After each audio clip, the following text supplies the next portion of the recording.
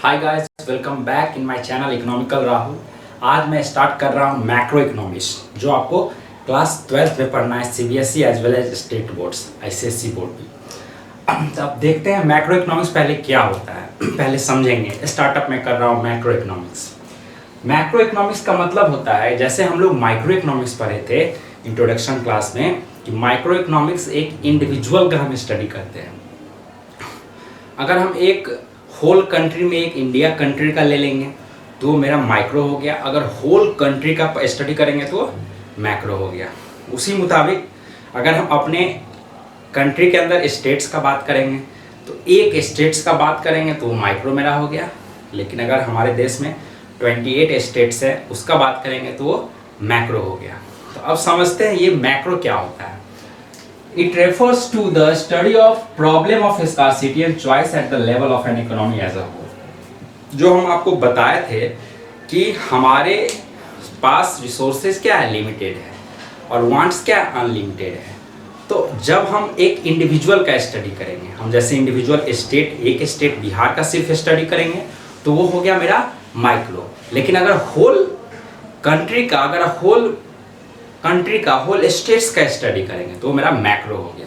उसी प्रकार हम जानते हैं हमारे पास रिसोर्सेज लिमिटेड है और वांट्स अनलिमिटेड है। तो जहाँ पे हम रिसोर्सेज का स्कार्सिटी का स्टडी करते हैं और उस स्टडी को, और मेरा वांट्स अनलिमिटेड का स्टडी करते हैं पूरे होल स्टेट्स का, अपने कंट्री के अंदर का, तो पूरा होल जहाँ पे हम बात करेंगे, पूरा एक होल बिग टॉपिक का बात करेंगे तो वो मेरा मैक्रो हो गया। अब देखते हैं कुछ इंपॉर्टेंट बेसिक कंसेप्ट्स जो आपको बहुत ज़रूरी है। जैसे हम स्टडी आपको बताएंगे, पढ़ाएंगे कि सर्कुलर फ्लो ऑफ इनकम, फिर उसके बाद नेशनल इनकम। तो ये सब चीज़ से पहले ये कुछ इंपॉर्टेंट वर्ड्स इसमें आएगा, तो वो वर्ड हम पहले समझ लेते हैं, उसके बाद स्टार्ट करते हैं। पहले कंजम्पशन गुड्स समझेंगे। कंजम्पशन नाम से ही पता चल रहा होगा। जैसे हम लोग माइक्रो में पढ़े थे क्या, production, consumption, consumer equilibrium in case of to commodities, indifference कर, ये पढ़े थे। उसी प्रकार यहाँ से कंजम्पशन गुड्स, जो गुड्स को हम कंजम्पशन कर रहे हैं उसी को कंजम्पशन गुड्स कर रहे हैं कहते हैं। सिंपल सा है इसका, अगर बाय वर्ड इसको हम समझेंगे तो क्या होगा, those goods which are we consume by the household या वी कंज्यूम, तो ये मेरा क्या हो गया, कंजम्पशन। उसी प्रकार इसका डेफिनेशन हो जाएगा, these are the goods which are directly use for the satisfaction of human wants. यानी जो मेरा वांट्स है, एक बच्चा है, एक हम है, एक कोई और है, यानी जितना होल फैमिली का हम बात करेंगे तो हर आदमी का कुछ ना कुछ वांट्स रहता है। उस वांट्स को फुलफिल करने के लिए वो कुछ ना कुछ खाता है, पीता है, कंज्यूम करता है, तो that is called consumption goods. Sorry, अब एग्जांपल हम एक दे दिए, सिंपल सा बात है। जब हमको याद होगा, गर्मी में भी आ रहा है, गर्मी हम लोग को आइसक्रीम बहुत पसंद है, तो आइसक्रीम मेरा वांट्स है, बहुत गर्मी लग रहा है, आइसक्रीम है, कोल्ड ड्रिंक्स पी लेते हैं, तो ये मेरा वांट्स है, इसीलिए क्या हो जाएगा, कंजम्पशन गुड्स हो जाएगा। Ice cream use by the house hold, example है। दूसरा देखेंगे कैपिटल गुड्स। कैपिटल गुड्स क्या होता है, these are the goods which are used as fix asset by the producer in the production of other goods and services. जैसे ये fix asset है, हम लोग पढ़े थे कि कुछ फिक्स एसेट होता है, कुछ वेरिएबल होता है। कहने का मतलब ये है, फिक्स्ड, जैसे हम बिल्डिंग यहाँ पे लगा दिए, बिल्डिंग यहाँ लगा दिए, लेकिन अगर रॉ मटेरियल का बात करेंगे तो वो क्या होता है, मेरा वेरिएबल फैक्टर है प्रोडक्शन का। लेकिन अगर हम बिल्डिंग का बात करेंगे तो मेरा क्या है, फिक्स फैक्टर है। तो जहाँ पे फिक्स फैक्टर का बात होता है, जैसे फिक्स एसेट्स मेरा है, वो हमेशा वो एसेट से ही हम उस एसेट्स पे कुछ ना कुछ यूज करके कुछ ना कुछ वहाँ पे हम प्रोडक्शन करेंगे। जैसे मान लीजिए इस बिल्डिंग में हम एक मशीन यहाँ पे लगाएं, उस मशीन से हम मान लीजिए कि कुरकुरे का प्रोडक्शन करते हैं, तो मेरा जहाँ पे हम लगाए हैं अपने बिल्डिंग में क्या मशीन, तो वो मेरा बिल्डिंग क्या हो जाएगा, फिक्स एसेट हो जाएगा। जैसे फार्मर ट्रैक्टर खरीदता है, क्यों, क्योंकि वो, ताकि वो अपने फील्ड को क्या कर सके, प्लव कर सके। उसी मुताबिक जैसे हम मेरा कोई भी चीज़ हो जाता है जो फिक्स एसेट, जैसे बिल्डिंग का हम बात किए, ट्रैक्टर का बात किए, वो सारा कुछ क्या हो जाएगा, कैपिटल गुड्स हो जाएगा। तो इसमें आप एग्जांपल लिख सकते हैं क्या, tractor use by the farmer, क्या लिख सकते हैं, tractor use by the farmer, इसमें एग्जांपल ये हो गया। अब ये कंजम्पशन गुड्स, कैपिटल गुड्स, आगे फाइनल गुड्स। फाइनल गुड्स क्या होता है? फाइनल गुड्स का मतलब होता है कि कोई भी प्रोडक्ट कंप्लीट हो गया है, बनकर वो तैयार हो गया है, अब वो मार्केट में फ्लो हो चुका है, अब हम उसका यूज करने वाले हैं। मतलब जब हम कस्टमर हैं, कस्टमर जब हम प्रोडक्शन हो चुका है, मार्केट में वो आ चुका है, अब उसको हम परचेज करके यूज करने वाले हैं। इसका मतलब वही चीज़ होता है फाइनल गुड्स। इसका हम देख लेते हैं। These are those goods which have crossed the boundary line of production and are ready for use by the final users। यानी हम फाइनल यूजर्स हैं, सपोज हम फाइनल यूजर्स हैं, हम गए मार्केट से, कोई भी रिटेलर से हम कुछ जो हमको गुड्स चाहिए था वो गुड्स उससे परचेज कर लिए, अब कस्टमर उसको यूज करेगा। यही होता है फाइनल गुड्स। फाइनल गुड्स समझ गए? क्योंकि जीडीपी जब हम पढ़े थे माइक्रो इकोनॉमिक्स में, अब पढ़ेंगे आगे भी, तो जीडीपी में हम पढ़ते हैं क्या, it is the money value of all goods and final goods and services use by the customer. वही चीज़ यहाँ पे फाइनल गुड्स आ गया। कौन? जो हम लोग जीडीपी में पढ़े थे। इंटरमीडिएट गुड्स क्या होता है? इंटरमीडिएट गुड्स का मतलब हुआ वैसा गुड्स जो फाइनल गुड्स को बनाने में मदद करता है, या वैसा गुड्स जो फाइनल गुड्स को हेल्प करता हो और वो डायरेक्ट परचेज नहीं किया जाता हो कस्टमर के द्वारा, उसको हम लोग इंटरमीडिएट गुड्स कहते हैं। एग्जाम्पल से समझाते हैं आपको। जैसे एक टायर ले लेते हैं। टायर अगर ऑटोमोबाइल कंपनी अपने गाड़ी में लगा के, अपने 4 व्हीलर में लगा के सेल करेगा, तो वो टायर, वो जो ऑटोमोबाइल परचेज किया है उसके लिए वो इंटरमीडिएट गुड्स हो गया।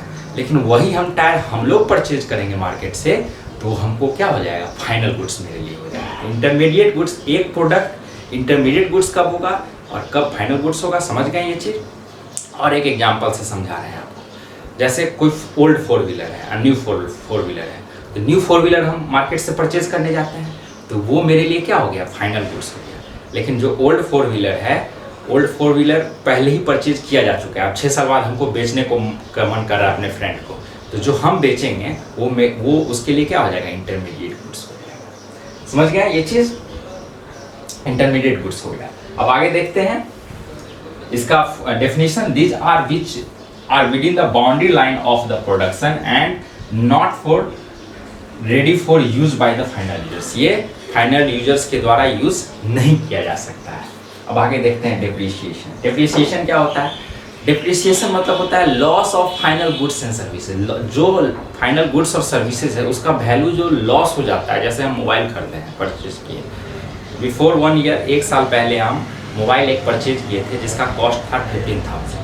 अब हम 1 साल बाद उस मोबाइल को उसको सेल करेंगे, तो वो सेल मेरा क्या 15,000 में बिकेगा? नहीं, हो सकता है 5,000 में बिके, हो सकता है 7,000 में बिके, हो सकता है 5,000 में बिके, मतलब कुछ भी कॉस्ट होगा। लेकिन वो कॉस्ट जो फाइनल गुड्स और सर्विसेज जब हम परचेज किए थे न्यू में, उतना परचेज का रेट, वैसा रेट अभी हमको नहीं मिलेगा।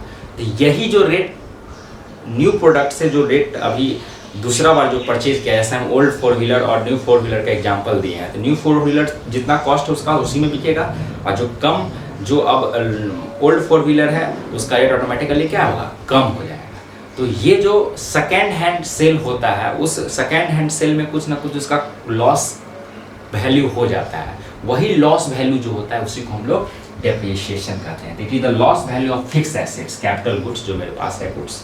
अब स्टॉक एंड फ्लो देखते हैं। ये बहुत इंपॉर्टेंट कंसेप्ट है, ये इसको समझेंगे, क्योंकि stock and flow generally accounts के स्टूडेंट के लिए तो इम्पॉर्टेंट है, या साथ में इकोनॉमिक्स के लिए भी इम्पॉर्टेंट है। स्टॉक का मतलब होता है, स्टॉक कोई भी चीज़ का हो सकता है, गुड्स का, कमोडिटी का।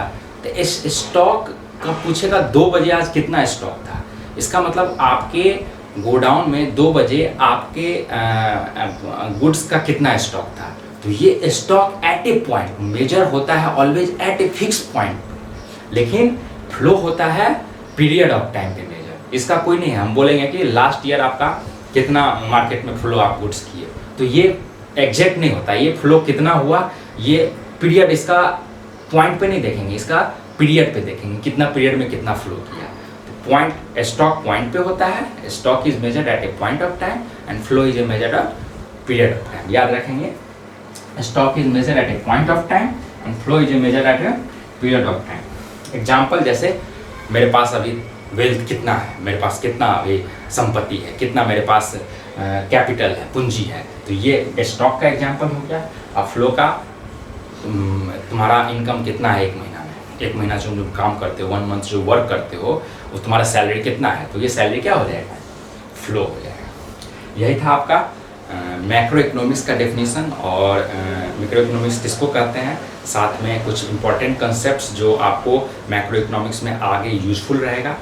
अब ये वीडियो सारा देख लीजिएगा, उसके बाद आपको ये वीडियो अगर अच्छा लगे तो लाइक, शेयर और सब्सक्राइब जरूर कर दीजिएगा। साथ में टर्न ऑन नोटिफिकेशन बेल को जरूर कर दीजिएगा, क्योंकि आने वाले वीडियो आपको उससे पता चल जाए। ठीक है, बाय गाइज।